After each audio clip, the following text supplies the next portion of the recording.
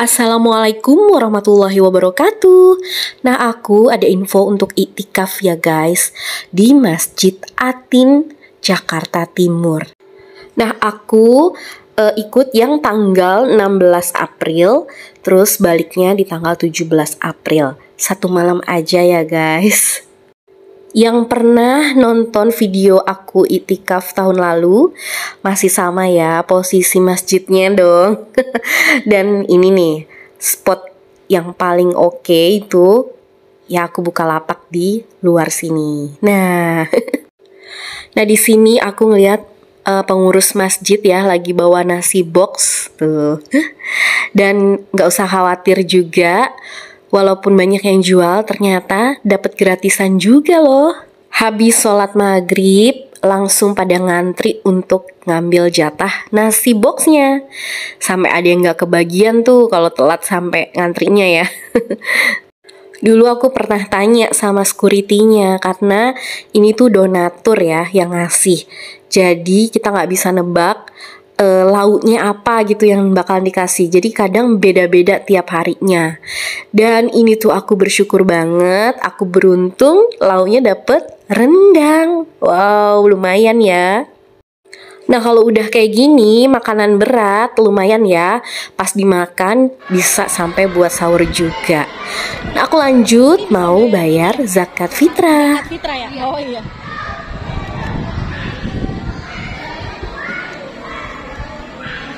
Berapa orang Kak? Satu orang. Untuk zakat fitrah kalian jangan sampai lupa bayar ya guys. Nah, ini ditentukan berapa sih harga yang akan dibayarkan untuk zakat fitrahnya. Itu berdasarkan beras yang dimasak setiap hari sama ibu kalian ya. Itu berasnya berapa belinya gitu per liternya. Nah, nanti ditanyain tuh mau yang mana gitu yang biasa dikonsumsi gitu.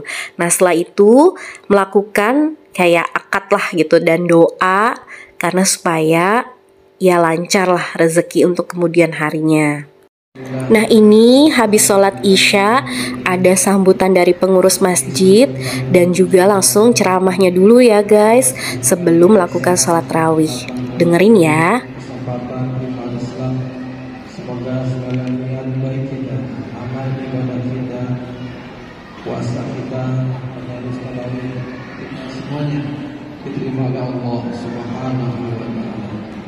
Salawat dan salam kepada sahabat baginda Rasul Muhammad sallallahu alaihi wasallam, kepada keluarga, sahabat dan para pengikutnya.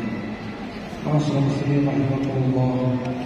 Sebelum pelaksanaan salat tarawih ini ada beberapa hal yang perlu kami sampaikan.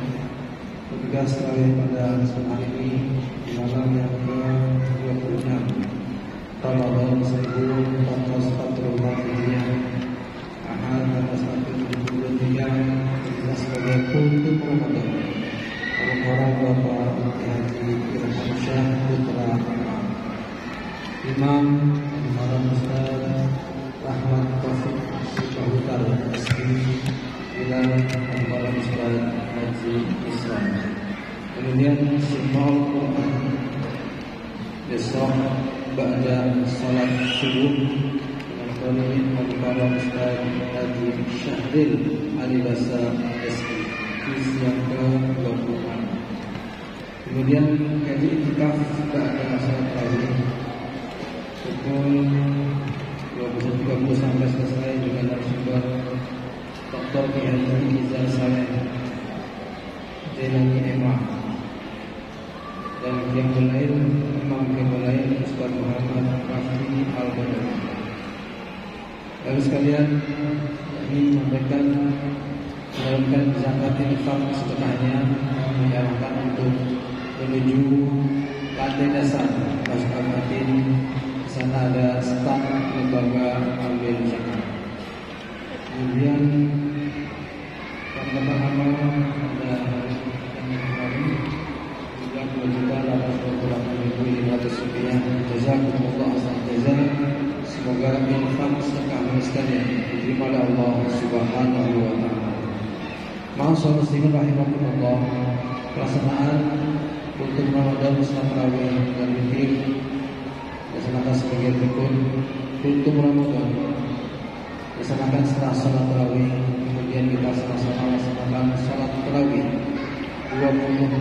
rakaat dan 3 rakaat witir, 2 salam dan qunut.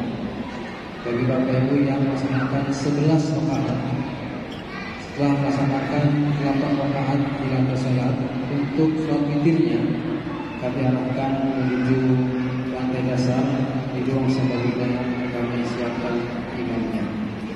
Bapak Ibu yang kami bantu, kami tidak mau untuk mengarahkan mereka dan tidak mengganggu kerusuhan sholat berjamaah. Jadi ketenangan khusus bersama, handphone atau komunikasi lainnya sampai sementara di sel atau dinonaktifkan selama ibadah berlangsung. Dan jadi kami bersama dimohon untuk waspada, menjaga barang bawaannya masing-masing, handphone, tas dan sebagainya, untuk diperhatikan agar tidak tertinggal atau hilang. Akhiri pengumuman ini bersama-sama kita baca untuk kitab Suratul Fatihah. Kita tunjukkan kepada pendiri, penggagas, pemakmur, masyarakat hati, kepada kedua orang tua kita, kakek kita, leluhur kita, kepada kita para muslimat, guru kita semuanya, semoga mereka diampuni dosa-dosanya, diterima segala amal baik, amal ibadahnya, diluaskan umurnya, mendapatkan rahmat dari Allah Subhanahu wa Ta'ala. Semoga kita semua dimudahkan segala urusan kita, dengan sakinah mawaddah warahmah, dan kita semua dapat dan husnul khatimah, segala hajat, harapan, cita-cita kita semua dikabul, dijabah oleh Allah Subhanahu wa Ta'ala. Ala hadhihi niyyah ila khadir Muhammad Rasulullah sallallahu alaihi wasallam. Bismillahirrahmanirrahim. Al-Fatihah. Bismillahirrahmanirrahim. Assalamualaikum warahmatullahi wabarakatuh. Alhamdulillah, wassalatu wassalamu ala Rasulillah wa ala alihi wa ashabihi wa man walah. Rabbi shrah li sadri wa yassir li amri wahlul 'uqdatam min lisani yafqahu qawli. Bapak, Ibu-ibu, jamaah salat tarawih Masjid Atin rahimahullah. Pertama-tama kita bersyukur kehadirat Allah Subhanahu wa Ta'ala karena kita disampaikan pada penghujung Ramadan ini, dan tentunya kita bersyukur sekali dan terus berdoa kepada Allah, mudah-mudahan kita sampai nanti di akhir Ramadan dan kemudian mudah-mudahan kita kembali berkemenangan dan kembali dalam keadaan yang suci dan kembali menjadi orang-orang yang bergairah kemudian melaksanakan amal ibadah kita sehari-hari. Di dalam Islam, semua tujuan ibadah yang besar-besar itu semuanya seperti salat, puasa, zakat, haji, semuanya mempunyai tujuan-tujuan khusus. Kalau salat, sering sekali kita dengar bahwa salat itu adalah tanha fahsya wal munkar. Salat itu kalau dilakukan dengan baik, dilakukan dengan benar, itu membentengi diri kita dari perbuatan keji kepada manusia dan kemudian dari perbuatan ingkar kepada Allah Subhanahu wa Ta'ala. Kalau puasa, dalam ayat puasa yang sering juga kita dengar, di akhir ayat itu dikatakan la'allakum tattaqun. Artinya orang yang berpuasa maka kemudian dia mendapatkan ketakwaan pada dirinya. Orang yang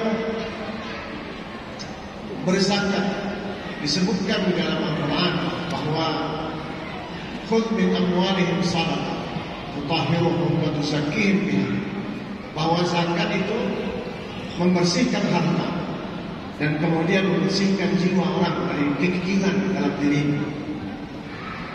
Kemudian haji, di dalam hadis Nabi Muhammad SAW, hadis itu kemudian bahwa jikalau seorang pergi berhaji maka dia akan mendapatkan haji yang mabrur.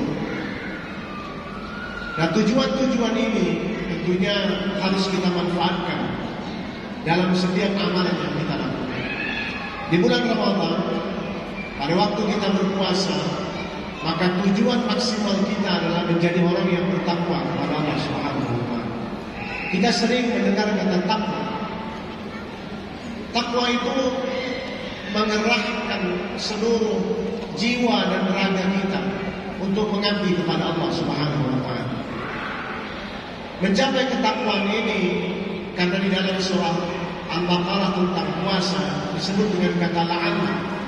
La'anna itu di dalam ilmu balaghah itu disebutkan bahwa lintaraji, sesuatu yang orang mencapainya itu mesti berangsur-angsur, tidak bisa instan.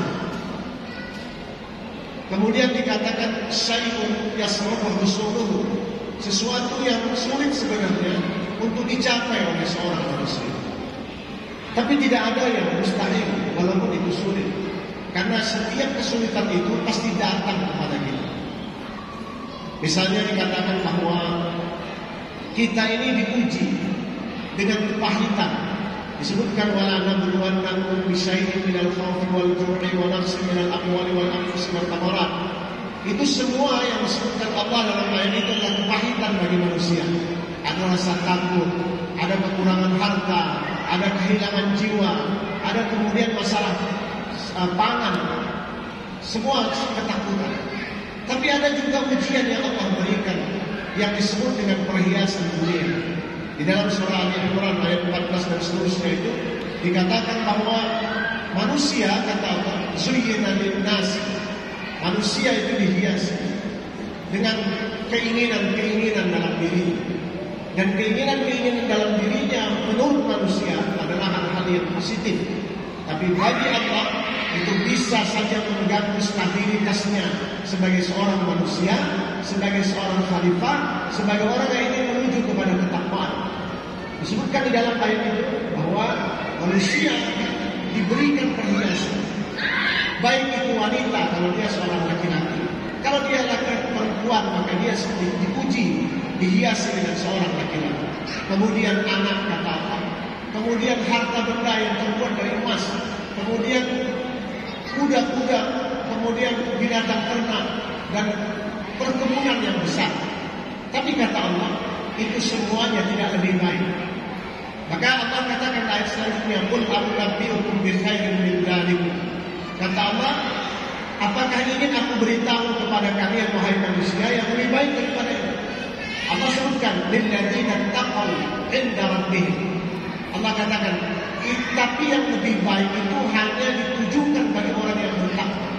Jadi kalau kita sebutkan bahwa takwa adalah mengerahkan segala jiwa dan raga kita hanya untuk beribadah kepada Allah, maka kata Allah, orang-orang yang bertakwa tadi langsung diberikan jaminan, jannatun tajri min tahtiha al-anhar khalidina fiha. Kemudian Allah katakan bahwa diberikan surga, mengalir air sungai di bawah. Kemudian dia selamanya senang di dalam surga tersebut, tidak pernah ada susah dan sebagainya. Kemudian didapatkan ridha Allah di dalamnya. Setelah itu Allah katakan wallahu basirun bil ibad, Allah Maha melihat hamba-hamba. Tapi yang dimaksud siapa hambanya itu? Dilanjutkan ayat ini dikatakan alladzina yaquluna rabbana innana amanna faghfir lana dzunubana wa qina adzabannar. Allah katakan orang bertakwa itu yang disebut sebagai hamba, kata Allah, yang diberikan ridha oleh Allah Subhanahu wa Ta'ala, diberikan surga nantinya. Allah katakan bahwa orang-orang yang selalu mengatakan, ya Allah, sesungguhnya kami beriman kepadamu dan ampunilah kami ya Allah, dan jauhkan kami dari siksa api neraka. Tapi orang-orang yang takwa ini tidak sampai di situ saja. Dia punya watak, punya perilaku yang baik. Di dalam menumbuhkan ketakwaan itu, di dalam bulan Ramadan adalah sebenarnya amalan-amalan kita komplit sekali yang kita lakukan dalam bulan Ramadan. Di dalam ayat selanjutnya di surah Al-Imran itu disebutkan bahwa ciri orang yang bersabar, selain dia selalu berdoa dengan yang disebutkan tadi, Rabbana innana amanna faghfir lana dzunubana wa qina adzabannar. Allah katakan bahwa yang pertama dia mempunyai kesabaran, as-sabirin. Sabar dalam setiap ibadah yang dia lakukan, sabar dalam menjauhi maksiat yang datang kepadanya, dan kemudian sabar dalam kesulitan yang dia hadapi dalam kehidupan. Maka orang yang mengerahkan jiwa dan raganya untuk beribadah kepada Allah sesungguhnya adalah orang yang sabar. Apakah kita di bulan Ramadan ini termasuk orang-orang yang seperti itu? Itu yang ingin kita capai. Itulah makanya kenapa dalam Al-Quran disebut dengan kata la'allakum tattaqun. Karena sesuatu yang sulit dicapai oleh manusia, maka kenapa Imam Al-Ghazali mengatakan orang berpuasa itu ada 3 tingkatan. Ada orang tingkatan awam, ada kemudian tingkatan khawas, ada yang paling tinggi khawas. Kemudian disebutkan dalam ayat itu setelah as-sabirin baru as-sadiqin. As-sadiqin ini adalah orang yang membenarkan kebenaran yang datang. Karena banyak orang yang datang padanya kebenaran seperti yang diungkapkan dalam Al-Quran, mereka berselisih setelah kebenaran itu datang. Kita bagi orang-orang yang bertakwa bahwa kebenaran yang datang harus selalu dibenarkan pada dirinya. Bagaimana cara membenarkannya bagi orang yang bertakwa? Dia amalkan kebenaran itu setelah dia katakan bahwa itu adalah kebenaran.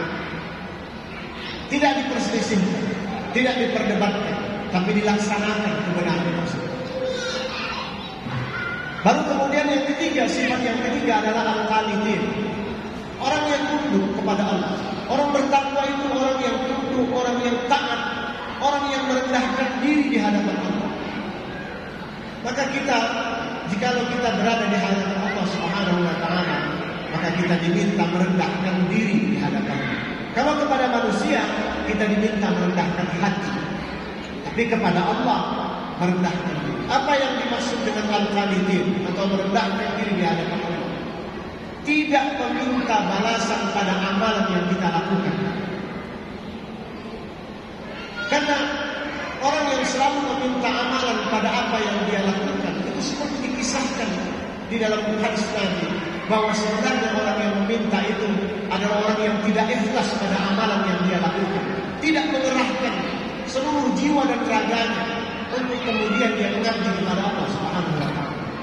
Kita di hadapan Allah tidak boleh tawar-menawar. Kita di hadapan Allah tidak boleh kita bernegosiasi. Kita di hadapan Allah hanya meminta dan beribadah kepada Allah Subhanahu wa taala. Ikhtiar kita apabila dikabulkan itu menjadi sebuah kebaikan pada diri kita. Ikhtiar kita apabila tidak dikabulkan, maka kemudian itu juga menjadi kebaikan bagi diri kita. Doa kita tidak dikabulkan, belum tentu menjadi keburukan. Mungkin itu menjadi kebaikan di masa-masa yang akan datang. Maka jadilah kita orang yang sebenarnya merendahkan diri di hadapan Allah dengan secara totalitas.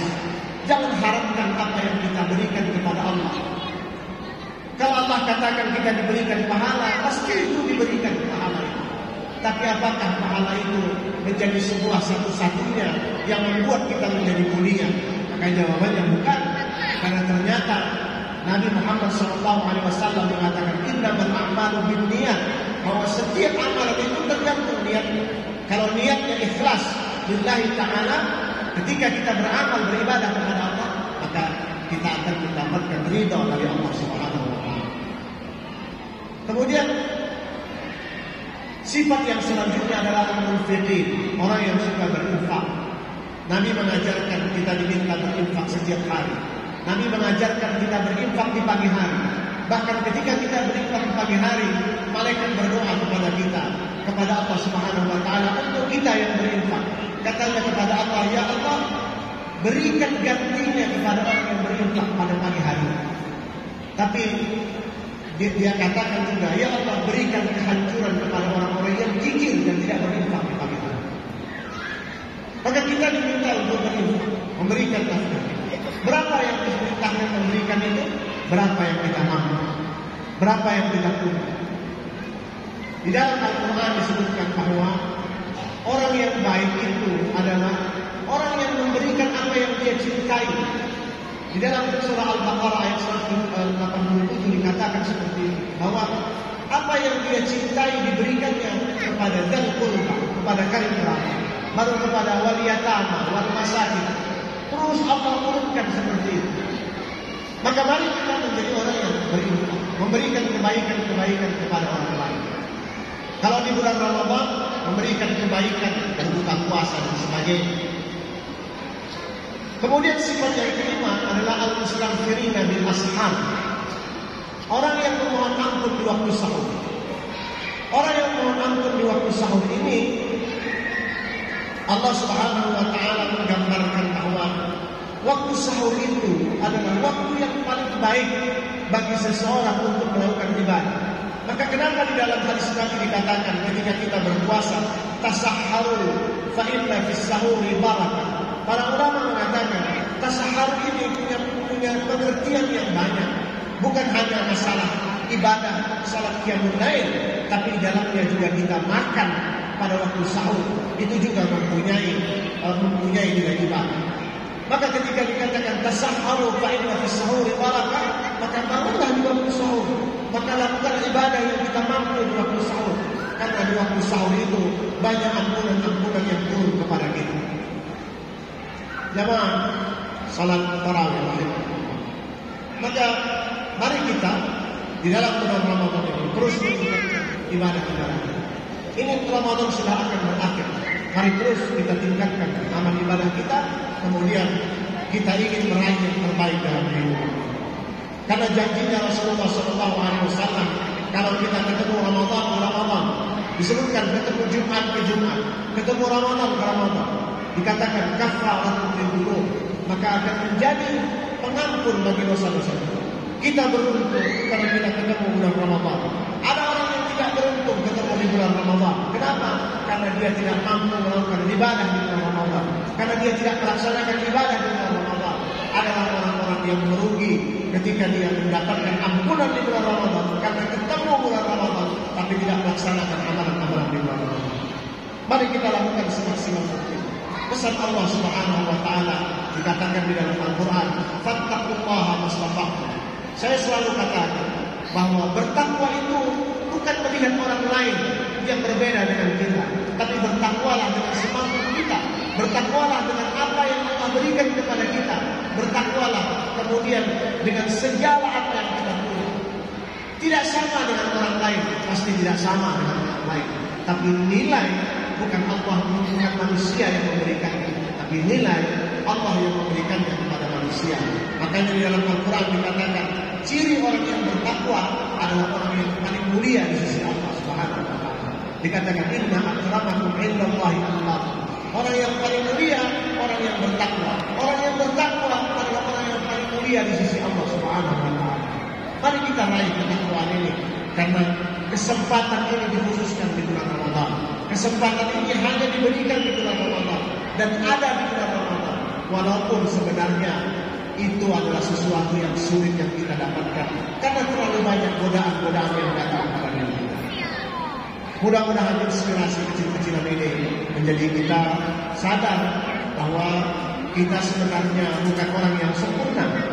Kita sebenarnya, saya atau jamaah di sini bukan orang yang paling banyak ibadahnya, tapi kita terus berusaha menjadi orang yang beribadah secara kontinu, walaupun sedikit demi sedikit menurut kemampuan yang kita punya. Wabillahi taufiq wal hidayah. Wassalamualaikum warahmatullahi wabarakatuh. Waalaikumsalam warahmatullahi wabarakatuh. Habis sholat tarawih, aku ke bawah ya untuk wudhu lagi gitu. Jadi aku sekalian video ini untuk denah stand iktikaf. Terus ada tim medisnya juga. Nah buat kalau yang mau ini ya, awal-awal dulu tuh, awal banget aku tuh daftar sampai mesen untuk nasi buat sahur di sini standnya. Tapi kalau dipikir-pikir akhirnya aku beli karena di luar banyak yang jual. Dan lanjut aku langsung dengerin kajian iktikaf. Ini pas banget di perbatasan ya antara perempuan dan laki-laki. Tapi di tengah perjalanan untuk mendengarkan kajian, akhirnya aku pindah ke bagian depan. Yuk buat kalian yang mau ikutan dengerin kajian iktikaf. Nanti sekitar 10 sebulan, 2 bulan ke depan, wah, datang musim di Makkah itu banyak, maka nilainya akan turun. Kalau sekarang kita beli satu buah mungkin bisa nilai 10.000. Kalau nanti 3 kilo 10.000, ya. Kenapa? Karena banyak. Ya. Artinya sesuatu nilai tinggi, nilainya istimewa itu biasanya ada pada hal-hal yang langka, yang jarang. Nah, mudah-mudahan kita termasuk hamba-hamba Allah Subhanahu wa taala yang memberikan rilah, semangat yang tidak berubah, yang tetap berada dalam konsistensi yang prima untuk mencari anugerah besar Allah berupa Lailatul Qadar, tidak hanya di malam ganjil, tapi malam genapnya pun kita tidak luput untuk meraihnya, insyaallah. Amin. Ya Allah ya Rabbal Alamin. Bapak Ibu hadirin sekalian rahimakumullah, bagaimana Al-Quran dan semangat perdamaian yang digaungkan oleh Al-Quran sudah sejak lebih dari 14 abad yang lalu, semenjak Al-Quran itu diturunkan oleh Allah Subhanahu wa taala kepada Rasulullah sallallahu alaihi wasallam melalui perantara malaikat Jibril, maka kandungan dari Al-Quran itu memberikan arah, bimbingan agar kita sebagai umat manusia hidup dalam keharmonisan, dalam kedamaian, walaupun hidupnya kita bersama dengan orang-orang yang sangat beragam. Al-Quran mengajarkan kita bagaimana kita hidup tetap damai, harmoni, walaupun dalam keberagaman. Ini konteksnya buat di Indonesia sangat cocok. Berbeda suku, berbeda adat istiadat, kebiasaan, tetapi tetap kita rukun dan damai. Nah, kalau memang ditelusuri, inilah di antara nilai yang Allah Subhanahu wa taala berikan kepada kita semua sebagai umat Islam, ya, dasar utama ajaran agama kita adalah Al-Qur'anul Karim. Ya. Masya Allah. Dan bagaimana ayat demi ayat yang Allah Subhanahu wa taala turunkan itu banyak acuannya mengarahkan kita untuk selalu menjalani hidup secara damai, rukun.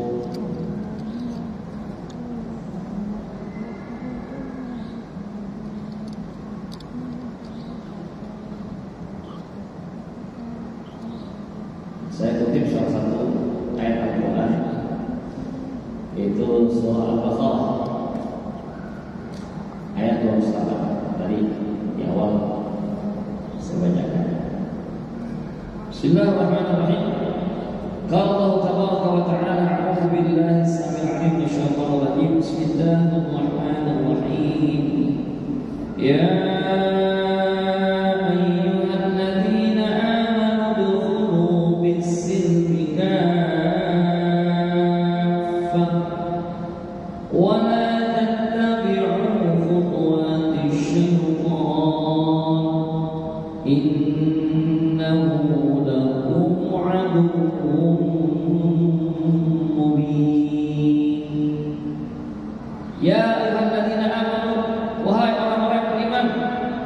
mudah-mudahan nida ini ditujukan kepada kita semua. Amin.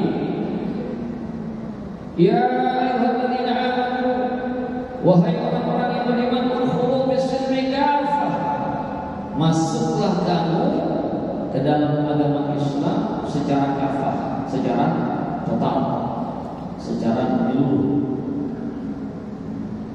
Wala tattabi'u khutuwatis syaitan, dan jangan kalian ikuti langkah-langkah syaitan.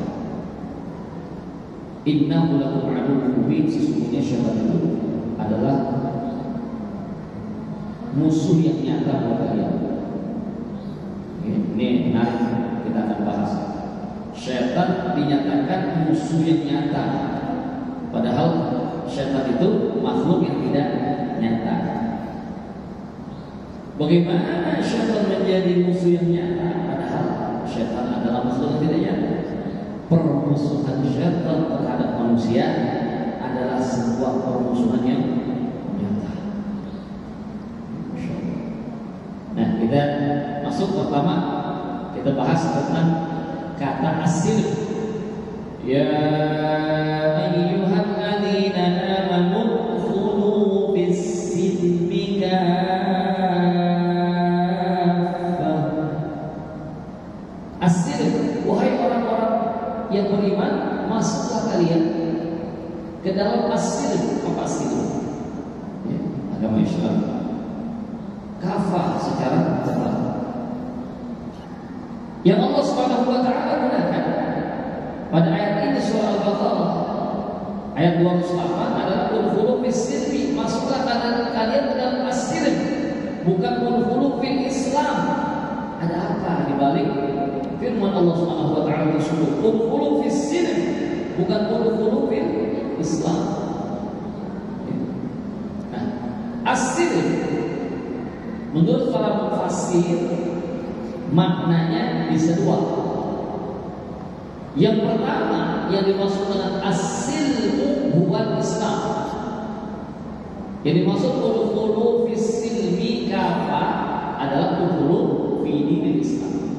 Masuklah kalian dalam agama Islam kafah secara total. Ya, kalau kita udah beragama Islam, semua syariat dalam ajaran agama Islam kita jalankan.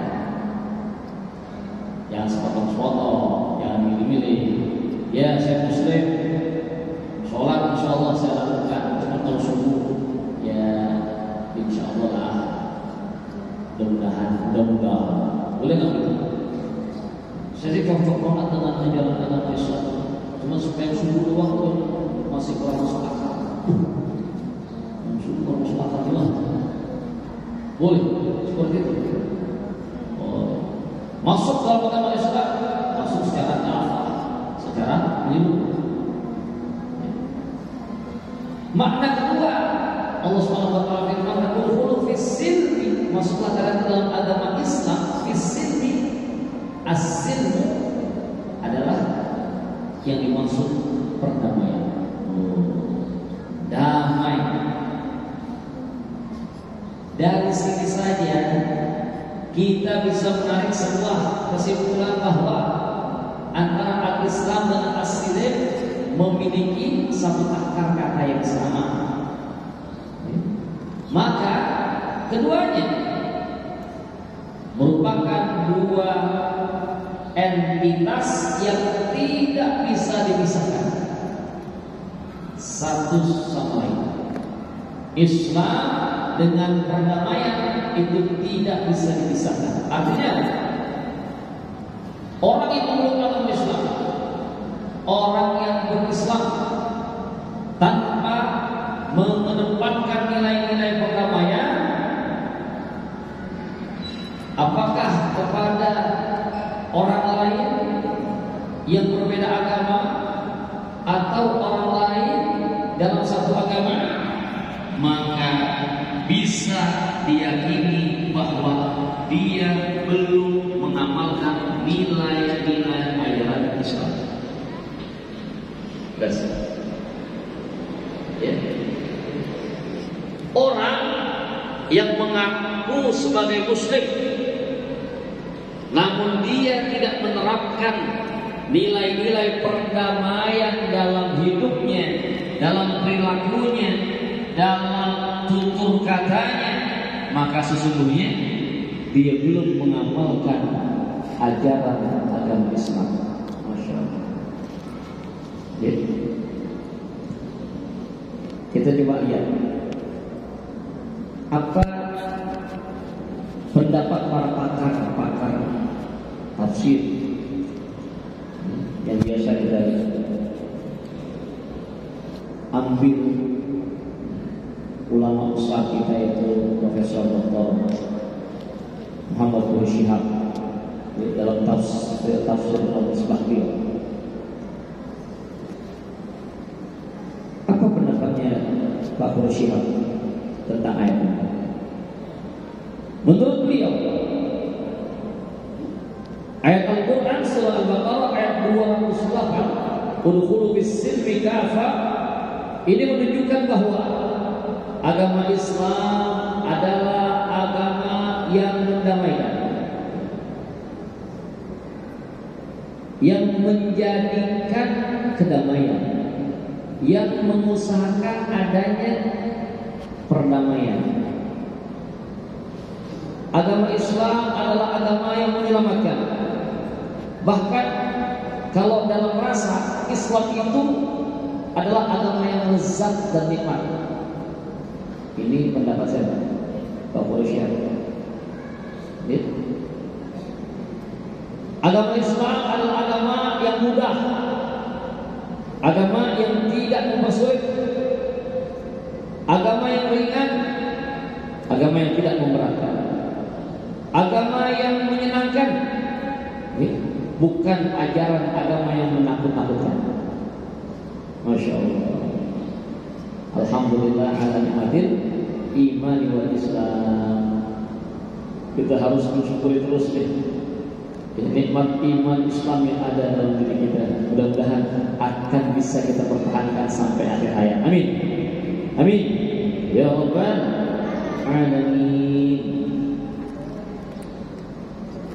Dari apa yang beliau sampaikan, yaitu Bapak Profesor Dr. Bin Syihab, maka kembali menguatkan bahwasanya Islam dan perdamaian adalah dua makna dari kata asil, udhulu fis silmi, yang artinya antara Islam dan kedamaian tidak bisa dipisahkan. Islam berarti damai, Islam berarti kedamaian, Islam adalah perdamaian. Cocok ya dari pendapat para pakar tafsir yang pertama dengan pendapatnya Pak Bin Syihab.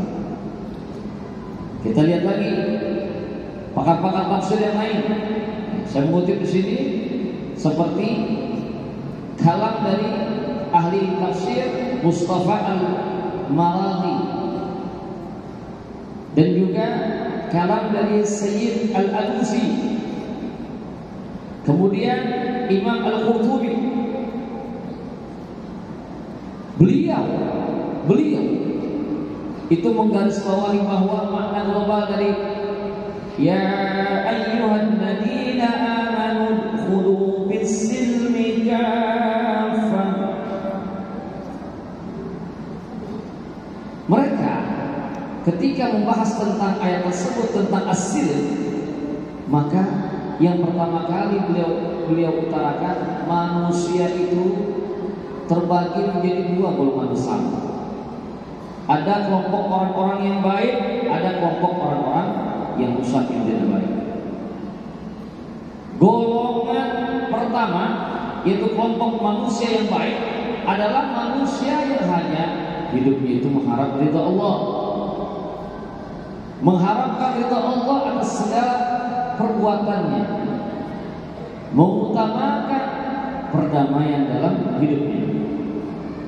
Yang kedua, kelompok orang-orang yang tidak baik, yang rusak, adalah orang-orang yang sering memicu terjadinya kerusakan di muka bumi, memunculkan kekerasan, memancing permusuhan. Ini kelompok yang kedua. Masya Allah. Nah, maksudnya apa? Maksud dari beliau-beliau itu semua adalah kelompok orang-orang baik yang dimaksud adalah orang-orang yang beriman, orang-orang muslim. Ciri orang muslim adalah yang mengedepankan persatuan, tidak suka berpecah belah, tercerai-berai, mengedepankan perdamaian. Tuh. Jadi kalau ada orang mengaku muslim cuma sukanya memecah belah umat, sukanya menyebar fitnah, sukanya menimbulkan atau menyebabkan tindakan kekerasan, berarti dia bukanlah seorang muslim sesungguhnya. Kenapa? Baru muslim yang hakiki adalah seorang muslim yang selalu menginginkan, mencita-citakan dalam hidupnya adalah kerukunan, kedamaian. Jadi bisa pula kita simpulkan bahwa perdamaian merupakan cita-cita utama dari agama Islam. Ya? Dari perdamaian maka akan melahirkan kerukunan. Kita mengusahakan perdamaian antara sesama umat Islam, berarti kita menciptakan kerukunan di antara umat Islam. Kita ciptakan perdamaian antar umat beragama, berarti akan terciptalah, lahirlah kerukunan antar umat beragama. Itu di antara cita-cita dari agama Islam. Masya Allah. Terlebih lagi begini, perlu kita telaah. Ada satu hadis Rasulullah SAW yang kalau kita pahami hadis ini, Masya Allah, bagaimana orang yang menciptakan perdamaian dalam hidupnya, yang mengusahakan terjadinya kerukunan, bahkan yang mendamaikan antara pihak-pihak yang berselisih. Upaya tersebut lebih tinggi nilainya dibandingkan ibadah mahdoh seperti sholat, puasa, bahkan sedekah. Nah, di sini saya mengutip hadis Rasulullah SAW riwayat Imam Abu Dawud dan Imam Tirmidzi. Qala Rasulullah SAW, "Ala ukhbirukum bi afdal min darajatis shalah wa siyam wa sadaqah." Rasulullah seakan bertanya, maukah kalian aku beritahu satu amalan yang pahalanya lebih besar, yang ia lebih afdal, lebih utama dibandingkan sholat, lebih utama dibandingkan puasa, lebih utama dibandingkan sedekah. Masya Allah. Ini amalan lebih afdal dibandingkan sholat, dibandingkan puasa, dibandingkan sedekah. Luar biasa. Tentu para sahabat mengiyakan, qalu bala ya Rasulullah. Iya, sudah barang tentu wahai baginda Rasulullah SAW. Apa itu? Amalan yang nilainya lebih hebat, lebih utama dibandingkan sholat, dibandingkan puasa, dibandingkan sedekah. Maka Rasulullah SAW menjelaskan, qala islahu dzatil bain wa fasadu dzatil bain hiyal haliqah. Yang Rasulullah SAW, satu amalan, satu pekerjaan yang lebih afdal, yang lebih utama dibandingkan sholat, puasa, dan sedekah adalah mendamaikan orang-orang yang berselisih. Karena perselisihan adalah sebab dari rusaknya agama. Masya Allah. Ini Masya Allah ya. Walaupun kita sedang i'tikaf ya, di masjid, kita sedang mengharapkan Lailatul Qadar, dalam kondisi kita sedang ibadah munajat kepada Allah Subhanahu wa taala, tetapi jangan lupa ada nilai-nilai dari satu amalan yang lebih baik dibandingkan ibadah makruh. Apa di antaranya? Kita mengusahakan perdamaian itu tetap terjadi atau kembali terjadi pada pihak-pihak yang sedang berselisih. Kaidahnya secara umum begini: setiap ibadah, setiap amalan, setiap amal yang manfaatnya hanya kembali kepada si pelaku dari ibadah, maka dia atau ibadah tersebut tidaklah lebih utama dibandingkan satu amalan yang manfaatnya dirasakan oleh dirinya dan orang lain. Ya. Ini kaidah umumnya. Apapun yang kita lakukan, kalau manfaat kebaikan yang dirasakan oleh orang banyak, bahkan orang yang lebih banyak, maka amalan tersebut nilainya akan menjadi lebih utama, lebih tinggi dibandingkan amalan yang manfaat dan kebaikannya hanya kembali kepada diri kita sendiri. Ini menciptakan perdamaian di antara orang-orang yang berselisih lebih afdal dibandingkan ibadah sholat, ibadah puasa, ibadah sedekah. Masya Allah.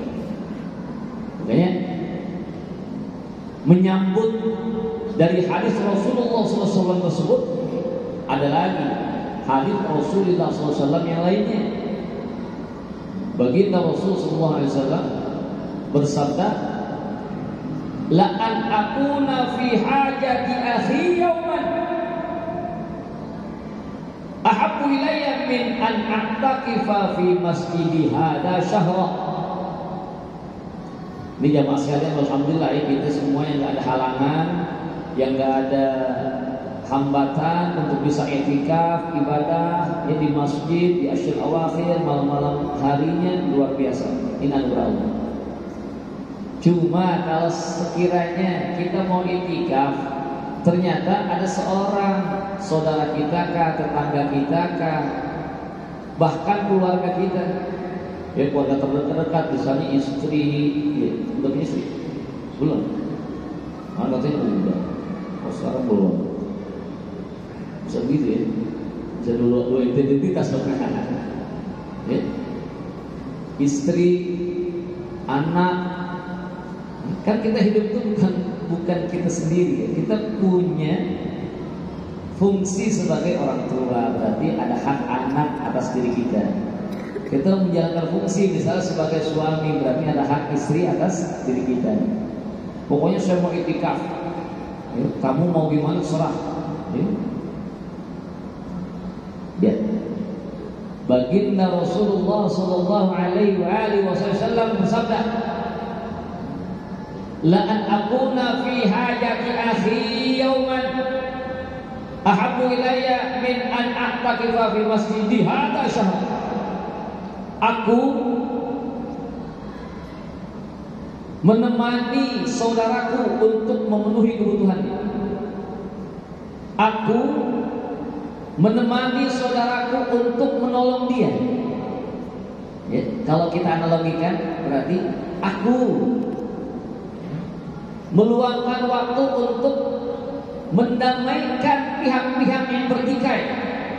Aku meluangkan waktu untuk tetap terjadinya perdamaian dimanapun, di keluarga kah, di lingkungan antar tetangga kah, di wilayah RT kah, ya? Atau antara suami dengan istri kah, ya? Selain dari keluarga kita.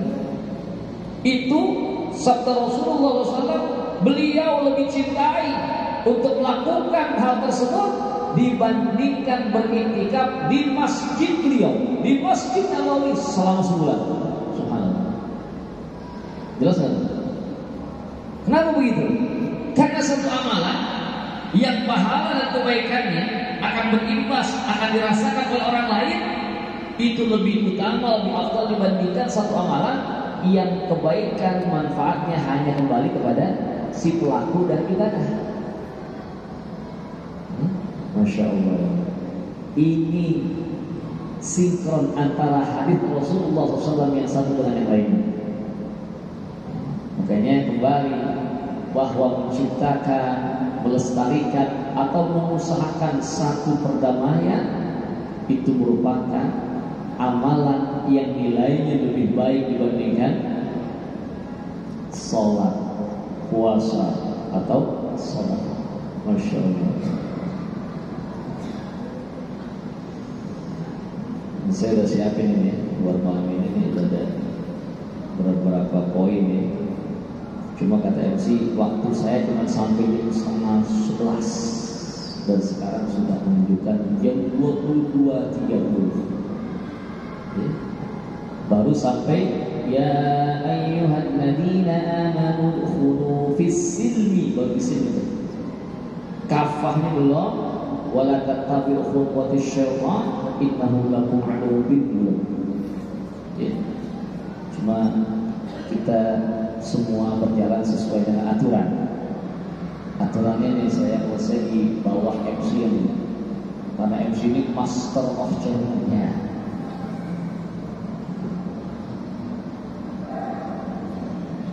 Ya, jadi gimana dia mengatur? Ya.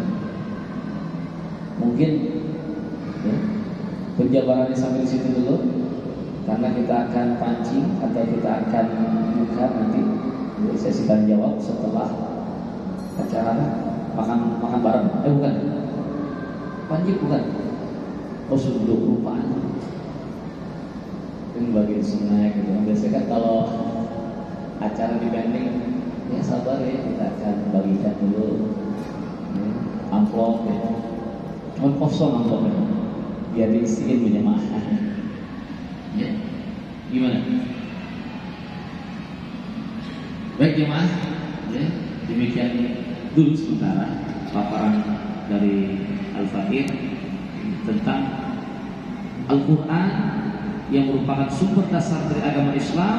Betul-betul ya, salah satu isi ajarannya adalah tentang perdamaian. Bukti yang nyata Allah Subhanahu wa taala firmankan ya ayyuhan ladzina amanu udkhulu fis-silmi. Baru situ ya, kafah. As-silm enggak disebutkan al-Islam. Ya. Para ahli tafsir semua mengungkap rahasia di balik ayat tersebut.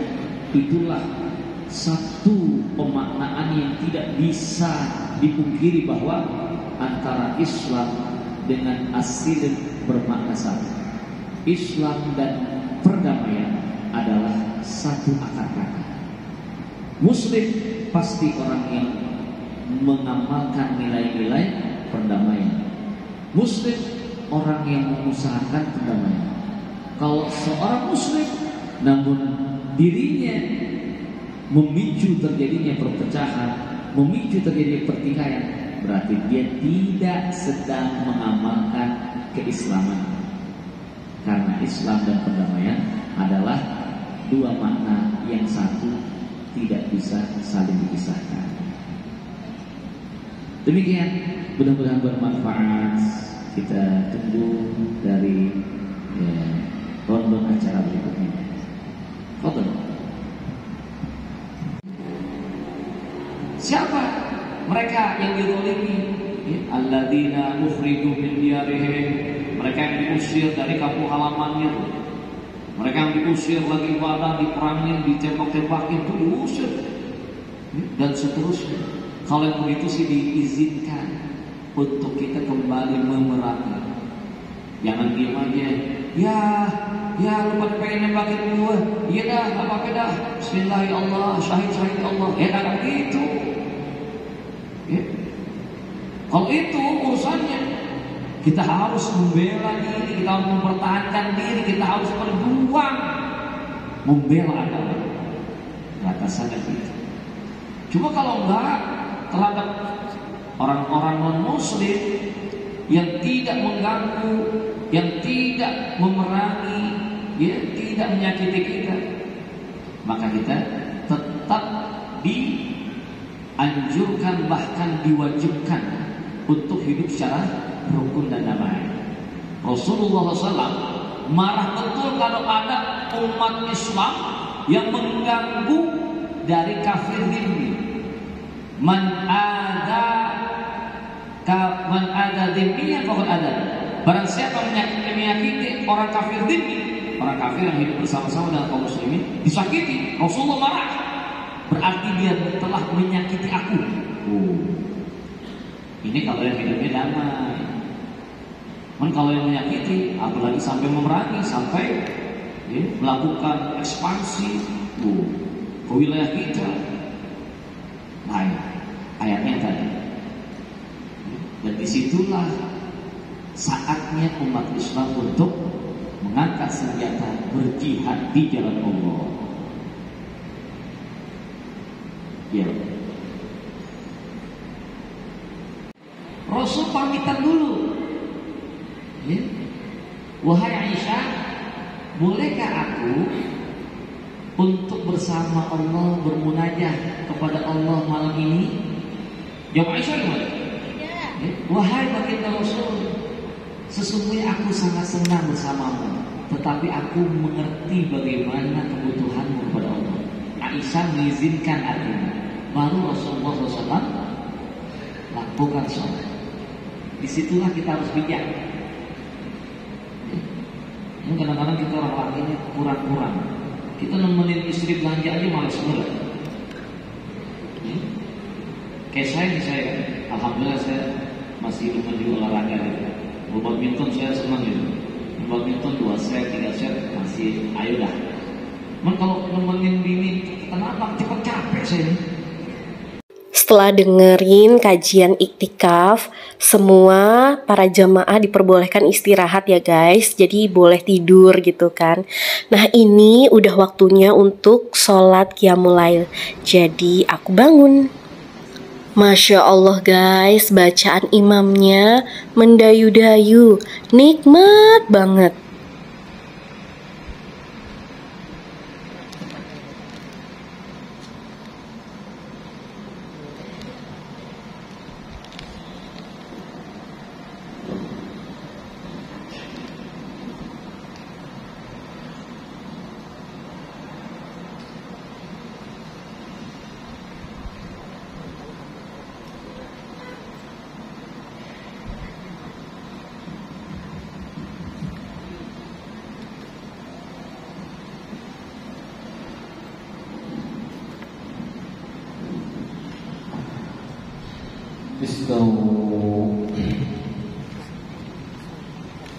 استقيموا واعتدلوا صووا صفوفكم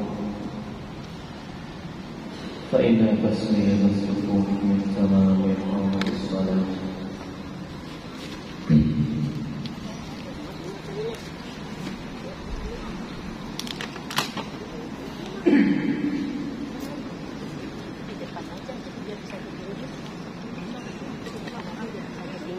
Habis sahur, selesai jam 4, aku langsung mandi.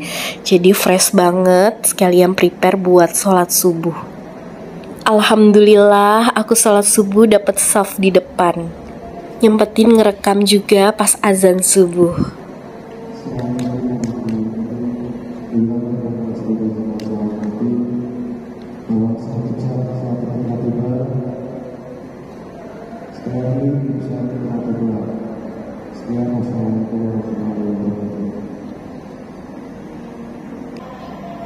Allahu Akbar, Allahu Akbar.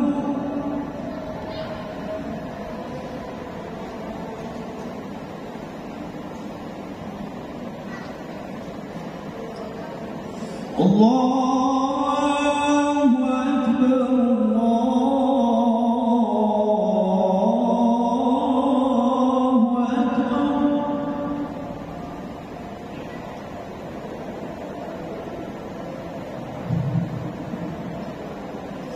أشهد أن لا إله إلا الله.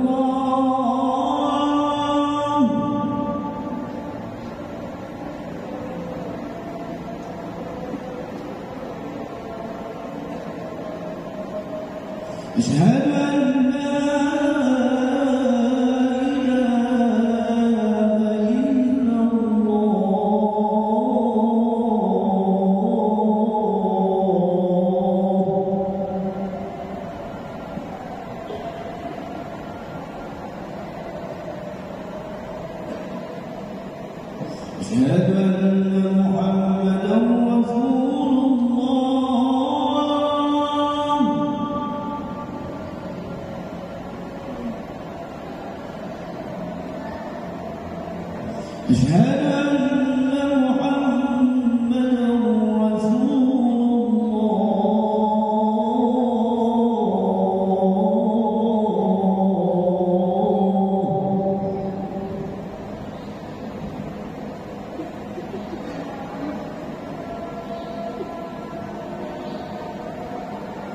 حي على الصلاة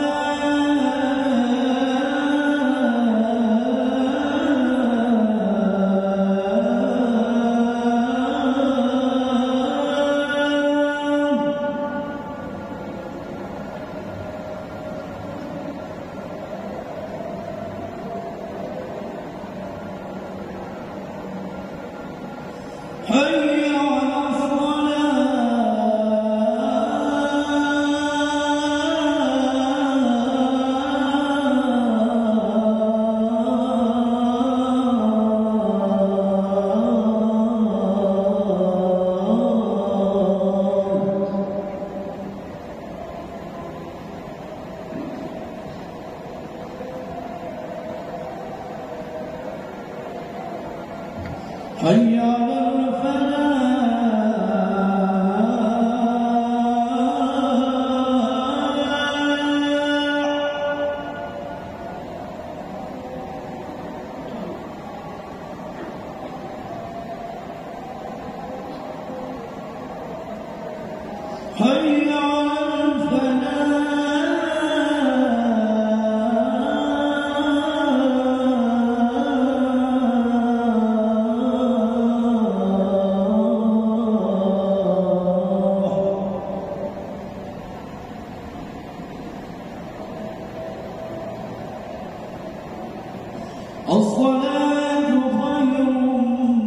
من النوم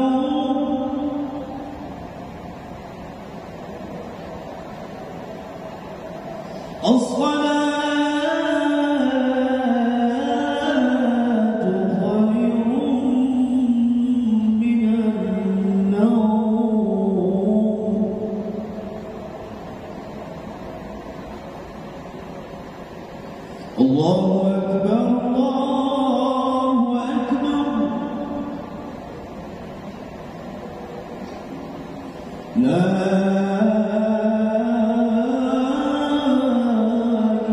إله إلا الله.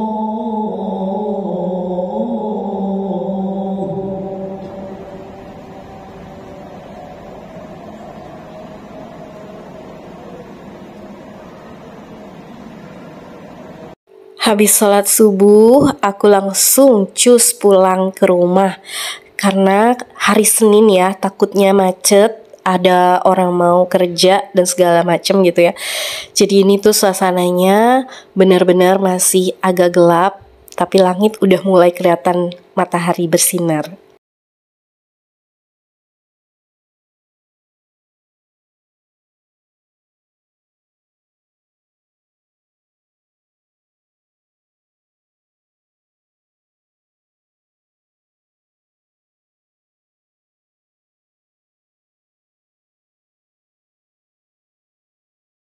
Makasih buat kalian yang udah nonton video aku kali ini. Tunggu video-video aku selanjutnya. Wassalamualaikum warahmatullahi wabarakatuh.